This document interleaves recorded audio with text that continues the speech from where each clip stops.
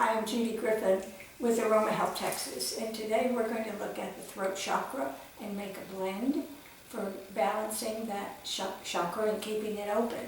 The throat chakra is a co-creator and spokesman for the heart and the mind.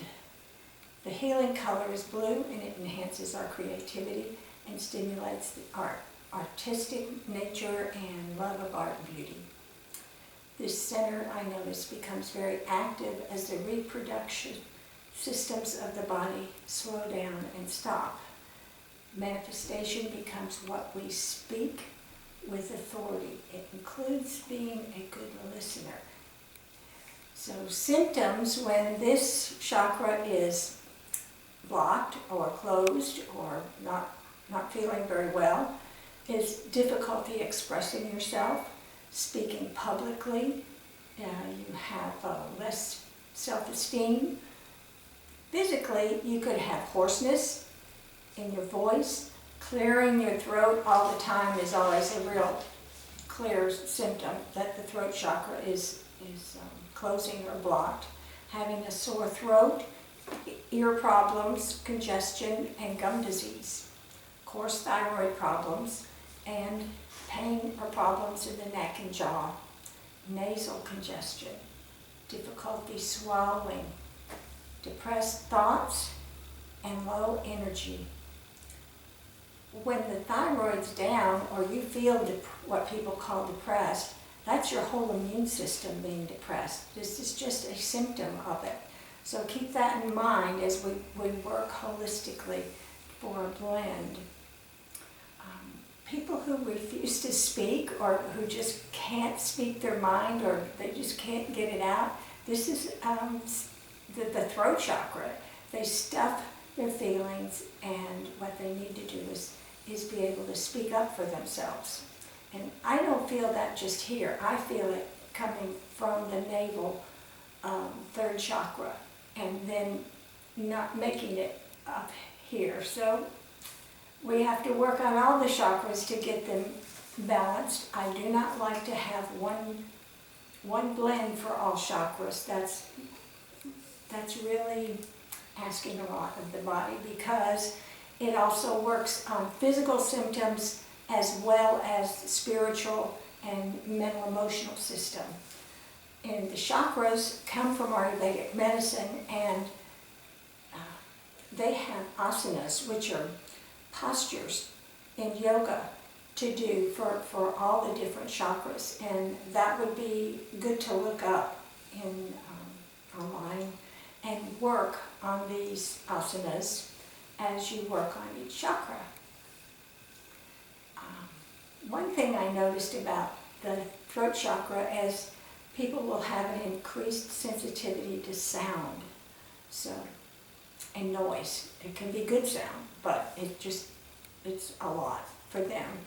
So what we're going to work with in a blend to help balance this is Tennessee annuum, which has different names. Moroccan chamomile, it's a Mediterranean herb, and it's very well known as blue tansy. And the color of this essential oil is the exact color that goes with the throat chakra, so that's even better. It is an excellent, it smells wonderful. It's a little bit herbaceous, but it's got a floral scent to it, and it kind of moves through you as you smell it. It's excellent for skincare, especially like acne and eczema, rosacea, yes, but it depends on the severity of that situation, any kind of redness or irritation.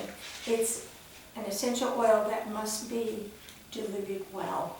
And it really doesn't take a lot. It can only sometimes take a few drops, and that's all you really need in a blend. It helps for hair growth and hair shine. It helps cellular renewal. So some people call it a retinol alternative. What I'd like to bring up with this beautiful scent, it is not a good scent to use for people who need or take antidepressants antipsychotic medication or if they have seizures. Well, we have alternatives, and we'll get to that. But otherwise, it's a great herb for this blend. So when we make our blend, we start with a low note, and we're going to use as much as 6 drops of a combination or any one in particular low note, which are mostly your resinous tree-like essential oils. Some like Lang Lang, it can be a low note or a high note. So, you just have to find the right one for your blend. And I picked some that are not unusually fragrant because I want to keep that blue tansy smell going. So I chose Myrrh, which only takes another one that only takes a few drops. It helps, it's an ancient herb that helps wounds and mouth ulcers. It's an antiseptic for mouthwash, which is the only reason anybody would want to very carefully use it internally. You're not going to swallow it, but still, I'm very protective of using essential oils internally. They're really, really, really strong. It has been used in ancient times as a liniment, and it's applied to sprains and muscle pains. They've used it for arthritis, obesity. I'm not quite sure how that worked out for them, but definitely back pain. So it's also an ancient treatment for leprosy, which there was no treatment at that time, and that would help because it's very antimicrobial. And in more frequent times, it's been used against syphilis. It's not to be used if you take Coumadin, which is warfarin, as a rat poison that people have as a blood thinner for certain heart conditions, or when they have a pacemaker put in, they have to take a blood thinner. And Plavix is another one. If somebody says blood thinner, forget Myrrh. It's nice to learn about it, but for other people. If this is for yourself, then you know if you can use it or not. It could affect blood sugar, especially with diabetics, and it can affect heart rate. Some people are just very, very sensitive, so we have to be careful. And it's really good to let people smell this, and maybe even take just a little drop and put it in some carrier oil and put it on their pulse or yourself if this is a new one for you, and see how you do with it. It's an embalming herb, so it's been used since the very most ancient times. I'm thinking, now we should have more complicated blends a little bit. So we're going to possibly mix Myrrh with sandalwood. And sandalwood is a common herb that helps clarity and focus. It's used in all kinds of spiritual practices, especially in the Eastern religions and inner peace. It's known as the divine gift in Ayurvedic medicine, and in the Western world, Christ's love.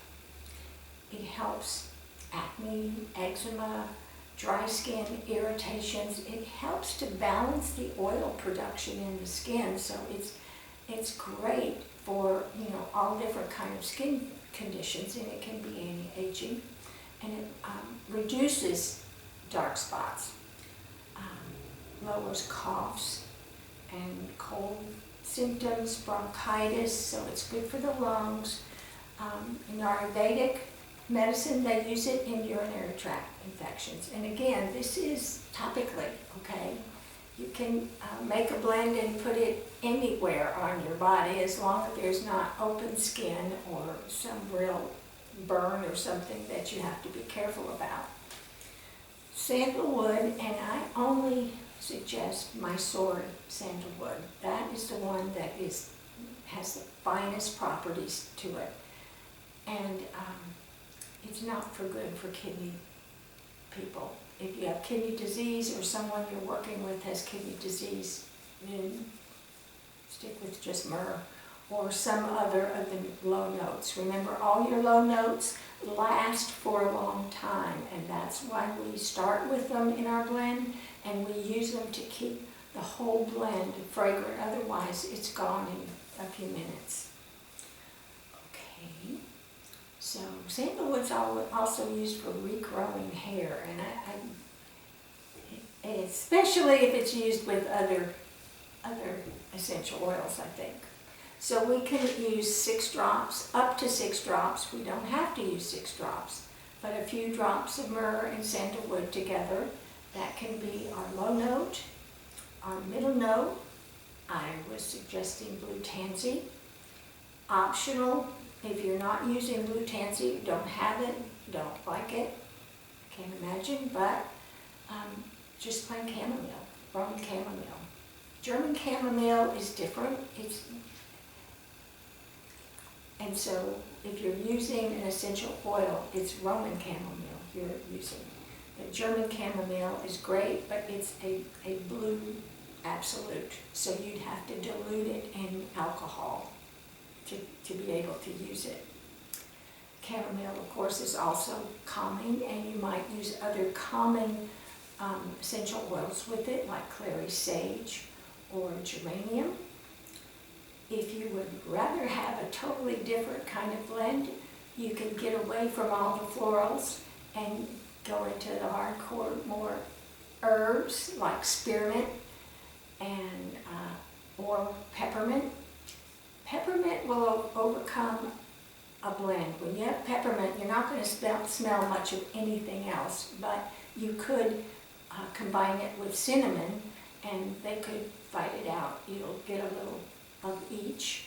And lemon, I prefer lemon eucalyptus in this blend, or just plain eucalyptus, but those are very, very strong essential oils, and you might want to just use one of them.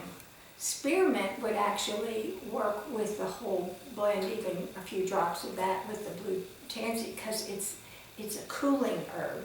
Peppermint, cinnamon, and lemon eucalyptus, great for opening up the center, but getting everything decongested, but they're very stimulating herbs, so they're more heating into the body. You have to make all those considerations. And you can use 15 drops easily. Sometimes I use a lot more of the middle note. You can experiment with it. Most perfumers, we do 1 drop at a time. I know that sounds tedious, but you do a drop and you let it sit a minute and you smell it, see how it's doing. It's not complete in its ability to perfume, but you get an idea of when it's enough. Is 14 drops enough? Do you need 18 drops in this blend? Okay. And pick a carrier oil that is not especially fragrant. Okay, sweet almond, jojoba, red raspberry, all those kinds. Our high note, which is the first thing you're going to smell when you open your blend and stick your nose on it, is we could use lemongrass. And I like citrus for the high notes, but you don't always have to use citrus. You could use ylang-ylang, you could use lavender if you wanted, but lemongrass will open up this blend, and it really blends well with blue tansy or any of the other essential oils I talked about. And it goes along with being a calming. I know it seems stimulating when because you get so alert when you smell it, but the properties of lemongrass are actually GABAergic. I have a problem saying that word, but GABA isn't one of the 4 major neurotransmitters that people use for reducing anxiety, especially, and calming. People who have seizures and very nervous, they can do very well with lemongrass because it has the ability to calm the brain. And it is my essential oil of choice for ADHD people and children if they're old enough. I don't like using a lot of essential oils. They're very, very diluted, or else I use my flower extracts, the petite fluorescences, which have the properties of the plant, but they're not as concentrated as an essential oil. Essential oils have some hundreds of chemicals in them. We don't want to overdo this on young children. I probably told you this before, but I had one person who called because her grandson at 16 had grown very large breast, and it was because his mother from day one was putting lavender on his wrists every day, especially going to school. Well, lavender is estrogenic. That's one of its properties. So, you know, when he hit puberty, it just went wild. And sandalwood is what I used to correct that situation, and it worked, okay? I'm excited about that. So back to the high note, we're only using 9 drops, and I would suggest to blend it either with ylang ylang if you want, so you'd have some of each and you'd keep that real high floral scent, or bergamot, which is the finest aroma from Reggio, Calabria. And now it's grown in other parts of the world, but it was only in this one region of Italy. And it reduces stress and inflammation in the body because it also has limonene in it, a property that is in most of your citrus oils. It helps to improve sleep, but you don't necessarily have to take it at bedtime. It just helps people sleep better day to day, and it's been used to reduce bloating and increase enzymes for digestion, but this is not internal. Again, you would make a blend and you'd put it on your tummy. And a great time to do that would be when you eat. So obviously bergamot also helps lower cholesterol and high blood pressure for many people. Again, topically. And it's a very special essential oil in the fragrance field because it's in all the colognes and such like that. It is the highest, the most precious citrus scent you can get. Be sure to get bergaptin free so you won't suffer from the skin sensitivity. If you put on bergamot and go outside, you might break out, get a rash or something. I wanted to, before we close, thank you for your questions. Keep them coming. There was one of my friends that said that she's working on the lowest chakra area, or the pelvic area, and to strengthen it, and questioning about the essential oil blend. Is she getting the right results? Again, look at those Ayurvedic yoga asanas or positions. I don't know what postures you could call it in America. That would help that, to open that up. These are nerve centers. They will flood your muscles with nutrients and energy from the nervous system where you can rebuild. But if you are physically rebuilding in that area or recuperating from some injury, then give it time. It's not an overnight thing, and it's okay. It's very important to get that area going so you can keep going up. And next week we'll be at the Pineal, at the Third Eye Center, and I look forward to it. Like and share and subscribe. We look forward to another week in just a little while. Bye-bye.